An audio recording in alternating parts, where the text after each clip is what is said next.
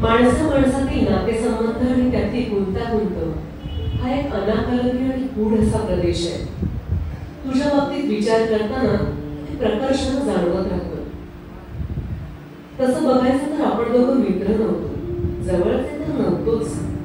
आपण वारंवार भेटत होतो, जिव्हाळ्याच्या गप्पा मारत होतो, मन मोकळं करत होतो असाही भाग नव्हता.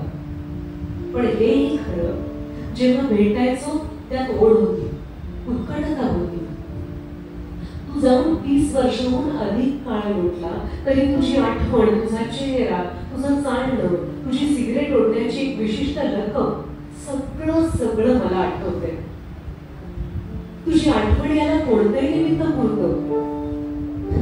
2 दिवसापूर्वी वृत्तपत्रात बातमी वाचली.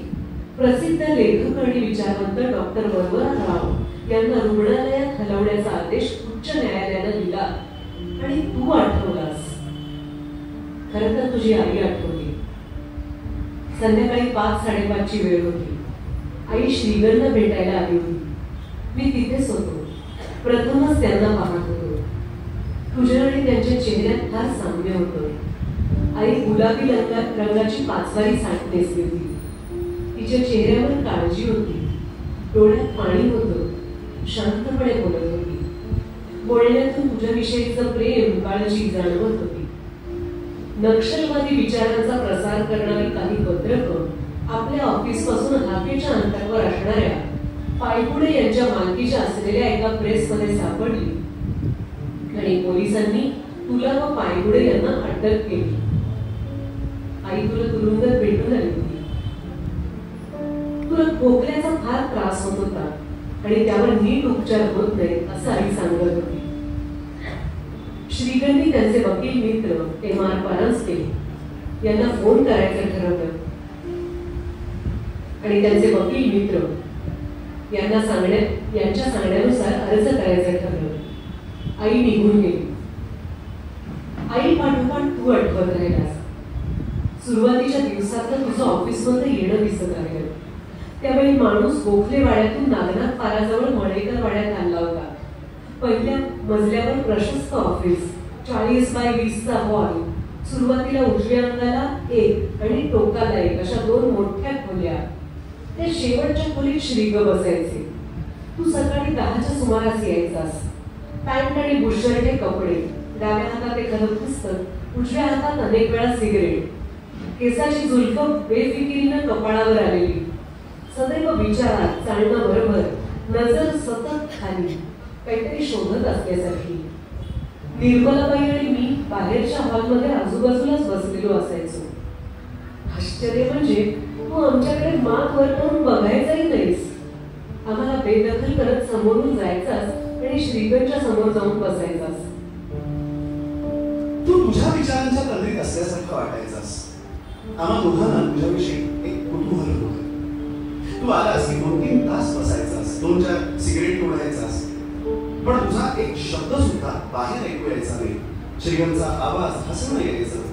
तू काय बोलतोस, तुझा आवाज कसा आहे हे पाहण्यासाठी कधी कधी आम्ही श्रीगणकडे नसलेलं काम करून आत यायचो बरं का. पण तू मात्र गप्प खिडकीकडे नजर लावून बसलेला किंवा हातातलं पुस्तक चालताना दिसायचास.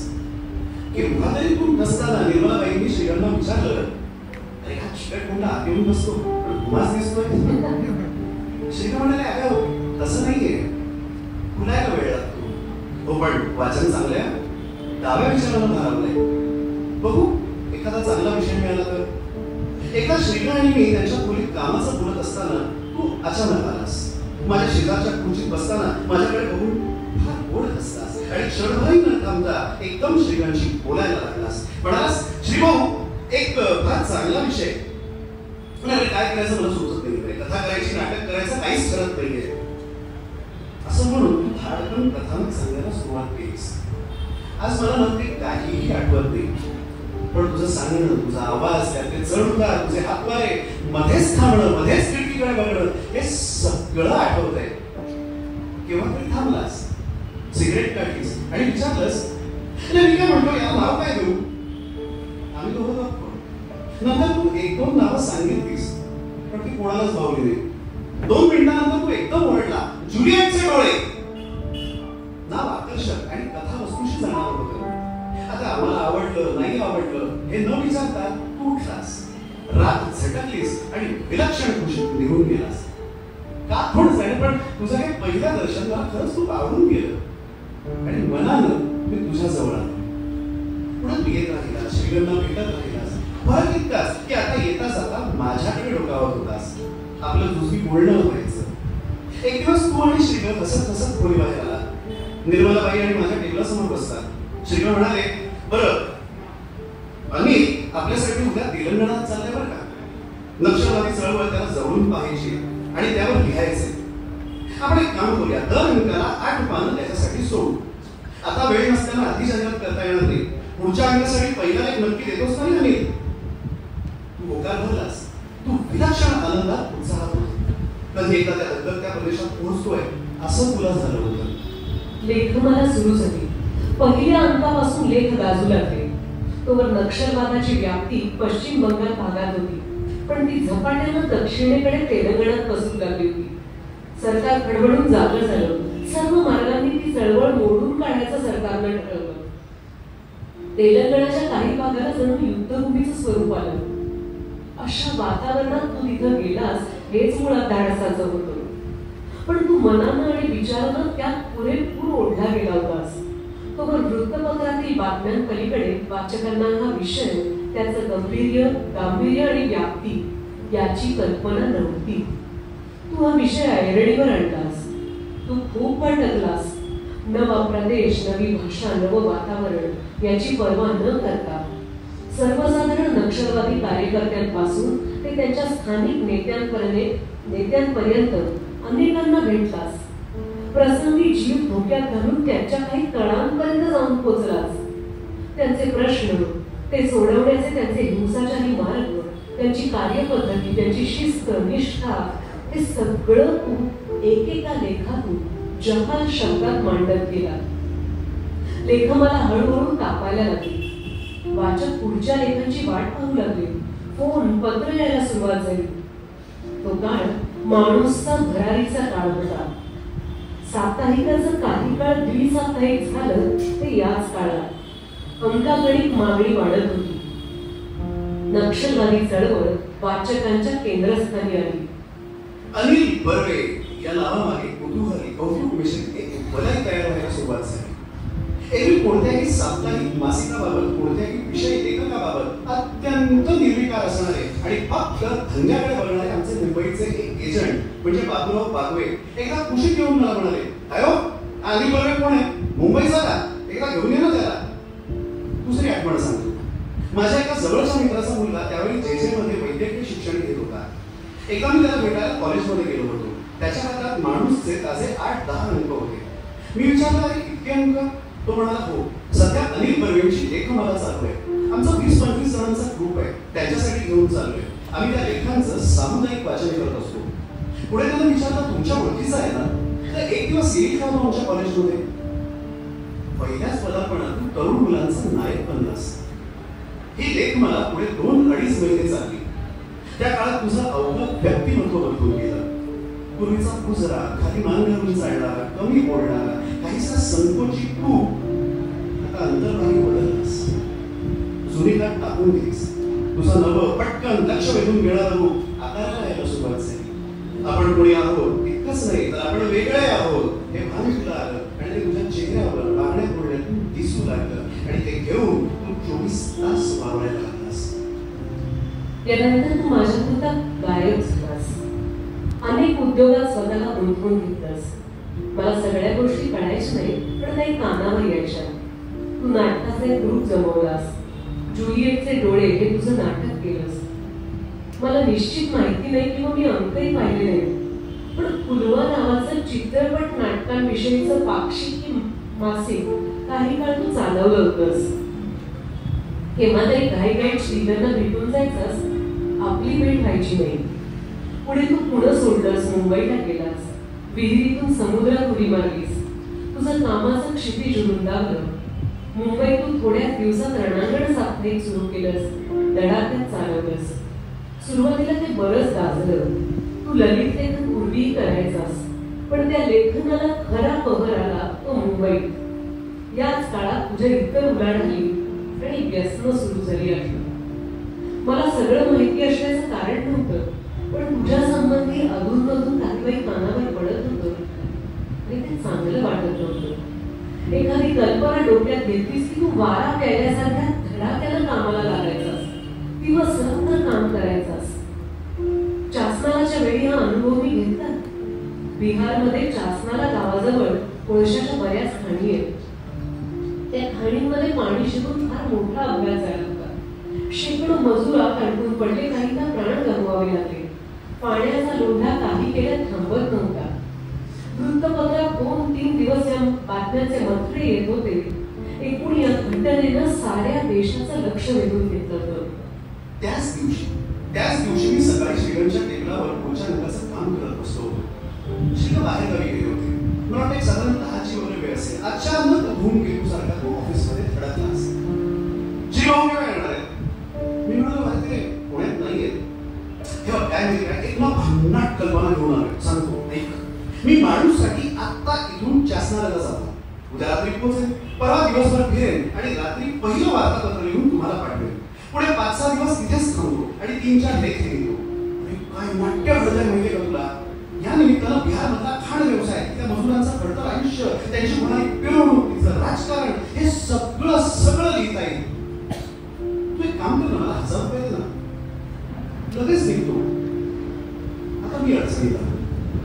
अडचण अशी होती की तू चांगलं तुलास ते विषयाच्या अंगाला मुहात पाडणार होतो. तोवर कोणत्याही मोठ्या दैनिकाचा वार्ता तिथे गेला नव्हता. विषय महत्वाचा होता आणि प्रसंगात नाट्य सुद्धा होतं. पण माणूस अनेक कारणांनी त्यावेळी मंदावला होता. त्याला या वार्तापत्रामुळे थोडी दुखुगी मिळणार होती. तुझं नाव होतं, तुझ्या नावाचा वाचक होता, पण दुसऱ्या बाजूला पैशांची फार उडाण होती. विक्री कमी, जाहिरात नाही, दराडांचं पोट गळगळण, प्रेसला काम नाही, अशी सगळी कोंडी होती. दर अंकाचा कागद आणायचा कसा हा प्रश्न होता. त्यातून तुझ्या आर्थिक व्यवहाराबद्दल उलट सुलट खरं खोटं कानावर पडत होतं.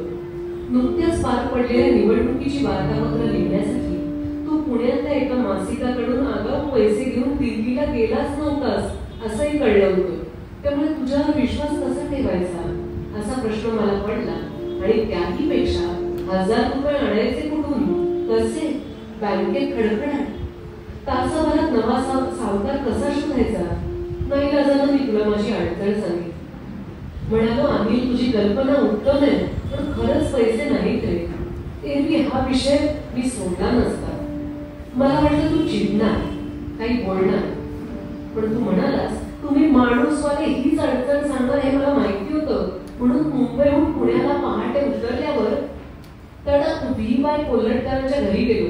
त्यांच्याकडे 1000 रुपये मागितले. ते म्हणाले तुझ्यावर माझा विश्वास नाही, तू यापूर्वीचे पैसे परत केले नाहीस, मी तुला मुळीच पैसे देणार नाही. पण मी एक करू शकतो, तू माणूससाठी जाणार आहेस ना, मग माणूसला पैसे दे. त्यांनी 3 महिन्यांचा पोस्ट डेटेड चेक मला द्यावा आणि श्रीगतीने माझ्याशी फोनवर बोलावं.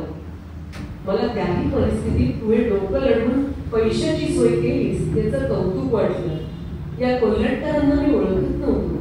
एकदा ऑफिसमध्ये आल्याचं आठवत होतं. मी त्यांना फोन केला.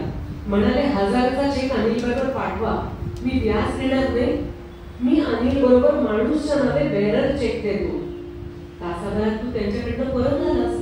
म्हणालास मी बँकेतून पैसे घेऊन परस्पर स्टेशनवर जातो. मला नाही म्हणता आलंच नाही, पण माझ्या चेहऱ्यावर काळजी दिसत असणार. श्रीकर नसताना हा नवा खड्डा मी खणत होतो, त्यातून तू दगाफटका केलास तर हा विचार त्रास देत होता. लिखापडी कडून तरी हाताशी अखेर काय लागणार होतं. पण एक विचार पटकन सुचला. नवीन अंकाचा कव्हर खाली छापलं जात होतं. तुला काहीतरी करून अडकवून घ्यावं या विचारानं मी तुला म्हणालो अनिल एक काम करूया का, पुढच्या अंकाचा कव्हर आत्ता मशीनवरती आहे, ते मी थांबवतो. तू रिक्षा सोड, इथे बस आणि तुझ्या लेखमालेची जाहिरात देऊन दे. मी ती मला पृष्ठावर छापलो. हेतू एवढाच होता की तुला बांधून घ्यावं. तू अक्षरशः 10 मिनिटात जाहिरात दिलीस. तुला निरोप द्यायला मी खाली दारापाशी आलो आणि आठवलं की तू लेखमालेला नावच दिलेलं नव्हतंस. मी म्हणालो अरे नाव काय द्यायचं. तू थांबलास, विचारात पडलास, मग काहीच न सुचून म्हणालास की दे ना काहीतरी आणि रिक्षात बसलास. मी विचार करत तिथेच रेंगाळलो. तितक्यात तुझी रिक्षा परत आली आणि तू रिक्षातून ओरडून म्हणालास 11 कोट गॅलन पाणी असं नाव दे आणि तू गेलास.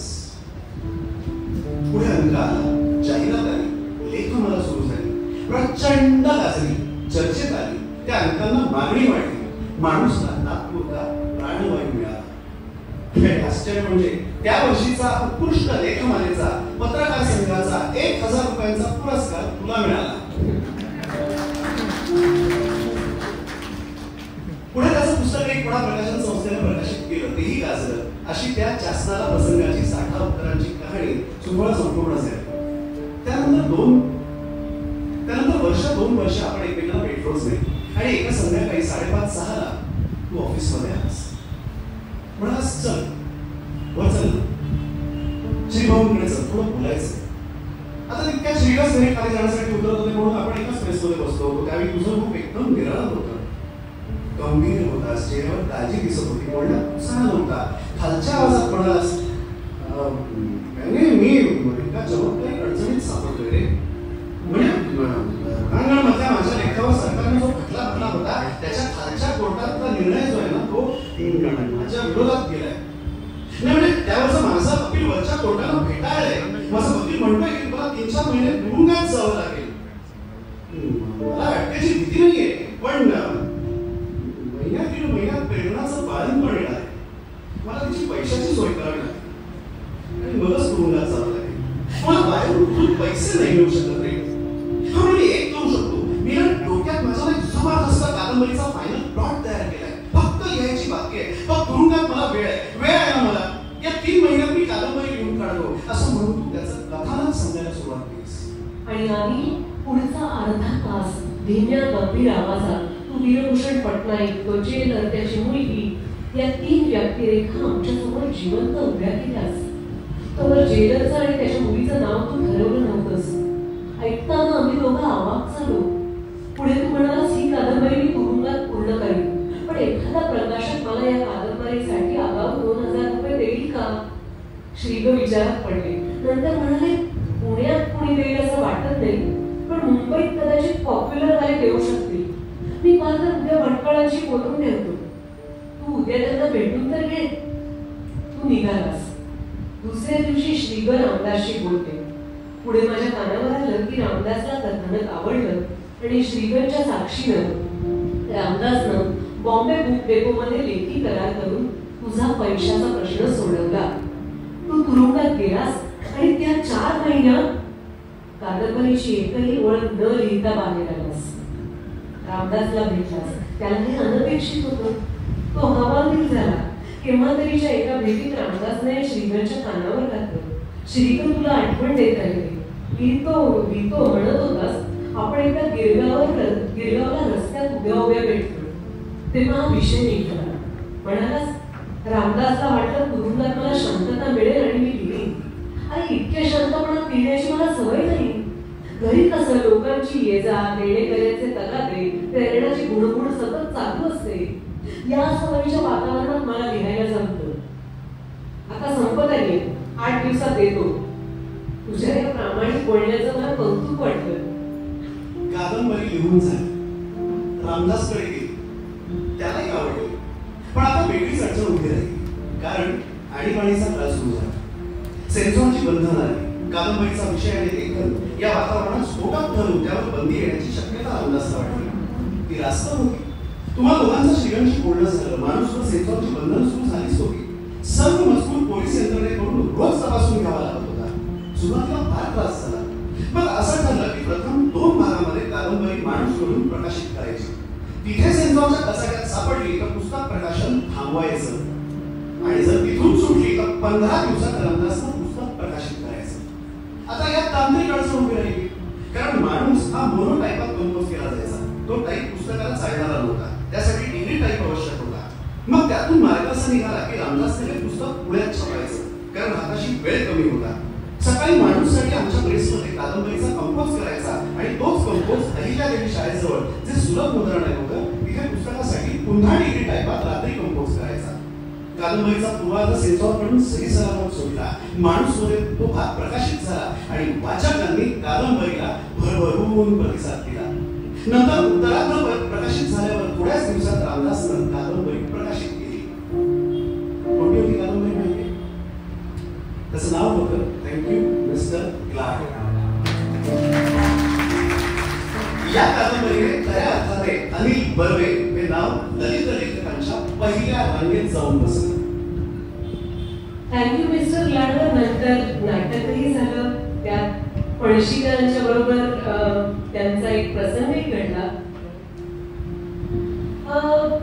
ग्लाड बद्दल एकाच वेळी तू अनेकांशी व्यवहार करून शब्द लिहून पैसे करत होतास.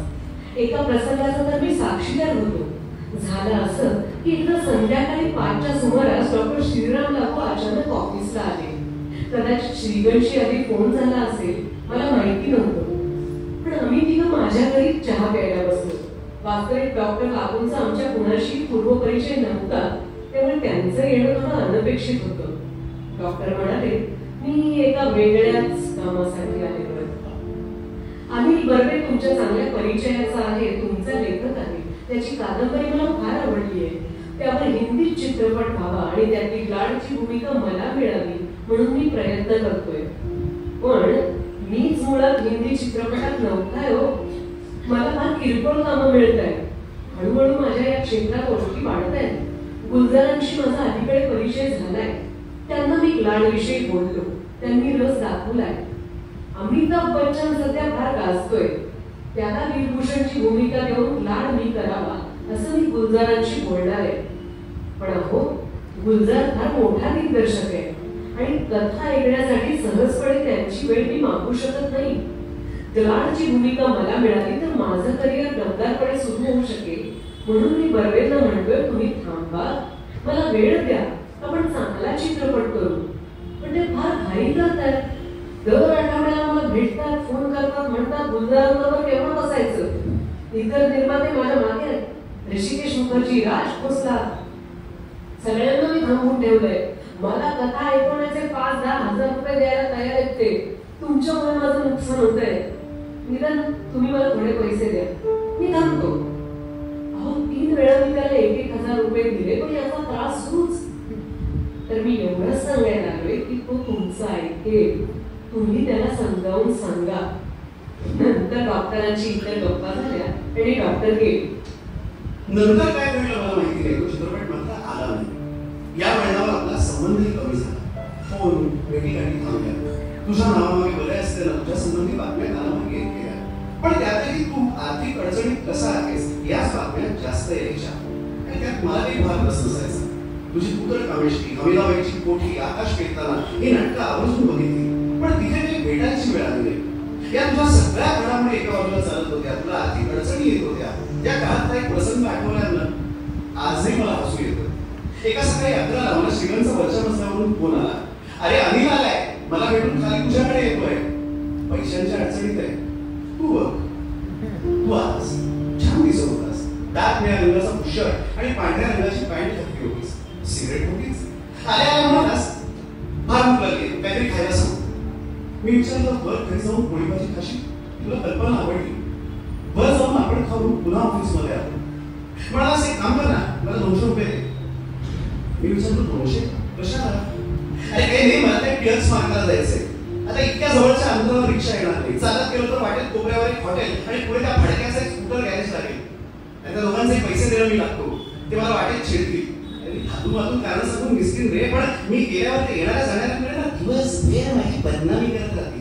अरे या लोकांना अकरा कमी आहे. मी कोण आहे, किती मोठा लेखक आहे याची मला कल्पनाच नाही. पुण्यात ती म्हणली ना माझं नाव डॅमेज करतात. मुंबईची भानगड नाही. मी व्यंकटेश पैसेला 40,000 रुपये देणं लागतो. पण ते रस्त्यावरच्या टपरी माझ्या तो सांगणार नाही जाणार. त्याला माहिती आहे त्याचे पैसे मी पुढवणार.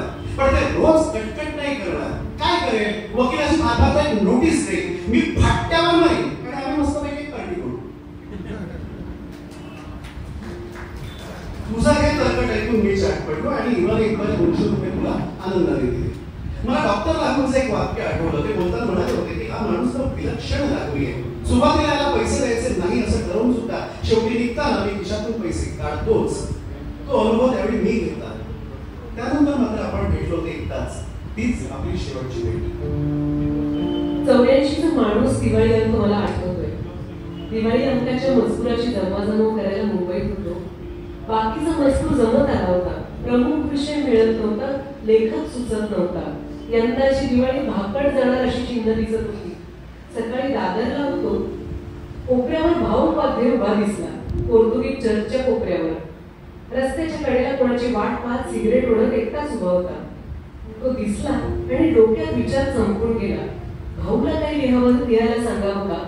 2 वर्षापूर्वी दिवाळी अंकासाठी गुरुदत्त त्यानं फार सुरेख लिहिलं होतं.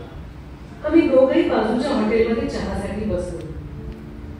विषय निघाल्यावर भाऊ म्हणाला, सध्या हिचकॉक वाचतोय, त्याचे सिनेमेही बरेच पाहिले, त्यावर लिहू का? मी नाही म्हणायचा प्रश्न नव्हता. चहा आला, गप्पा झाल्या, दोघं निघालो. भाऊ सहज म्हणाला, अनिल भेटला होता तरी अलीकडे? मी असं ऐकलंय की सध्या तो राही मासूम राजा यांना भेटतोय. अनिलशी ते स्वतःच्या आयुष्य संबंधी बोलतायत. त्याला विचारलं दिवाळी अंकासाठी. मी मनातल्या मनात उडी मारली आनंदानं. तिथूनच आम्ही तुझ्या घरी फोन लावला. प्रेरणा होती, म्हणाली, आता यावेळी तो घरात असतो का? रात्री उशिरा ये, तू सकाळी 10ला ये, नक्की भेटेल.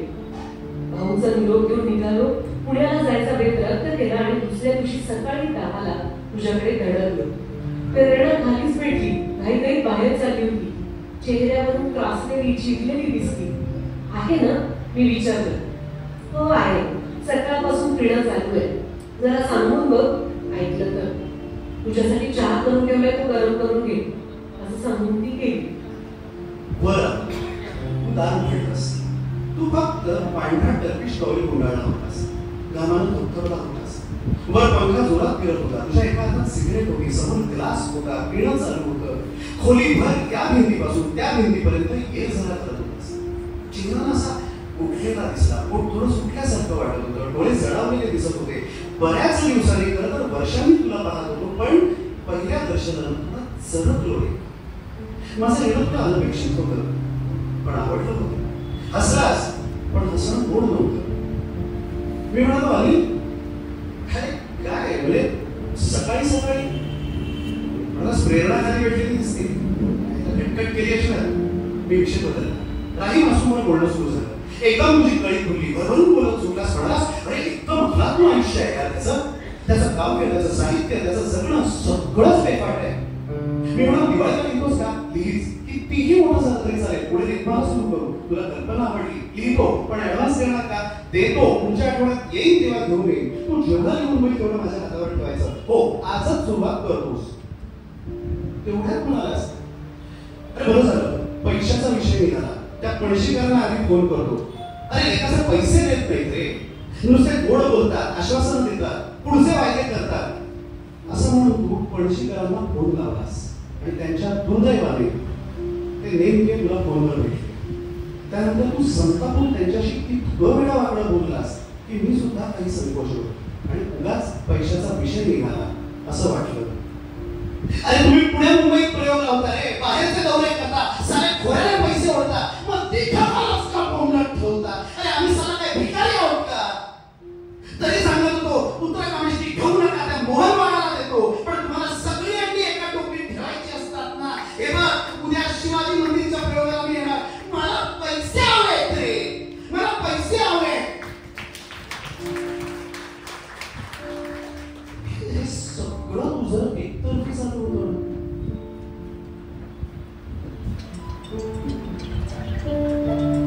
आमची भेट झाली. पुढचे अनेक दिवस मी फोन करत राहिलो. तू कधी भेटायचास, पण बऱ्याच वेळा नुसता फोन वाजत राहायचा. मी कंटाळून वैतागून नाद सोडला. पुढे दिवाळी अंक आला. अंक तयार झाल्यावर बाइंडरनं 5 प्रती टेबलावर आणून ठेवल्या. एक प्रत उचलून चाळायला लागलो. अंक ठीकठाक होता. 4 दिवाळी अंकात झालाच, विशेष काही नव्हतं. अनुक्रमणिका पाहिली आणि अनवधानानं तुझं नाव शोधू लागलो. ते नव्हतं असणारही नव्हतं. क्षणभर खट्टू झालो. मला तुझ्याकडनं लेख मिळवता आला नाही याचं वाईट वाटलं. तू लिहिणार म्हणून भाऊनं लिहिलं नाही. दोघांविना अंक निघाला. एरवी इतर कोणी असं केलं असतं तर मला राग आला असता, त्यांच्या नावावर उडी मारली असती, पण तुझा राग आला नाही. आम्ही का नसेल आला? कारण पत्रकार, कादंबरीकार, नाटककार ही ओळख तुला मिळवण्यापूर्वीपासून मी तुला एका अंतरावर पाहत होतो.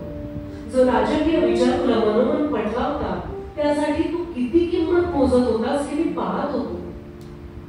पुढे तू मुंबईला गेलास, मोठा झालास, तुला नाव मिळालं. चार दिवसांनी तुझं कर्तृत्व ओसरलं. प्रणामच्या काळात कॉलेज कमीचा तू हिरो होतास. पण तुला ना काही झेपलं नाही. थांबून विचार करून पावलं टाकणं तुझ्या प्रकृतीत नव्हतं. कारण तुला घाई होती. डोळ्यात फाडणारं यश तुला हवं होतं, लवकर हवं होतं, ते लोकांना दाखवायचं होतं. पण व्यवहारिक जगात हे शक्य नसतं रे. हे तुला पटत नव्हतं म्हणून तू व्यवहारिक जगाशी भांडत गेलास, बेहिशोबी वागत राहिलास, वाहवत गेलास, उलट सुलट व्यवहार करत गेलास. हे सगळं जरी खरी असलं ना तरी सुद्धा तुझ्या वागण्यात, तुझ्या बोलण्यात, तुझ्या व्यक्तिमत्वात जादू होती यार. तराशीत निरागसता होती. श्रीना काय, मला काय, अरे त्याचीच भ्रम होती. कारण अनिल तू खूप लवेबल होतास यार. पुढच्या वर्षी तुझ्या खनपटीला बसून तुझ्याकडून राही बसून गजवरती लिहून गेला बघ मी, असं ठरवलं आणि तुझ्या नावाला ठरवलं. पण ते होणार नव्हतं. तुझ्या डोक्यातला, तू मनोमन प्रेम केलेला राही मासूम कागदावर येणार नव्हता. कारण महिन्या दीड महिन्यातच बातमी आली, तू गेलास. खूप वाईट वाटलं, मन सुन्न झालं. असं घडलं नाही. कदाचित आपण फार जवळचे मित्र नव्हतो म्हणूनच झालं असेल. पण छातीत बारीकशी कळ उठली. अरे 36 हे कोणाचं जाण्याचं वय असतं तरी, पण तुझं होतं. कारण तुझ्या स्वभावात घाई होतीच. आणि जे झंझावाती आणि वादळी आयुष्य तू जगू मागत होतास त्याची अखेर तर अशीच होती. दिलीप माजगावकर, लोकसत्ता दिवाळी अंक.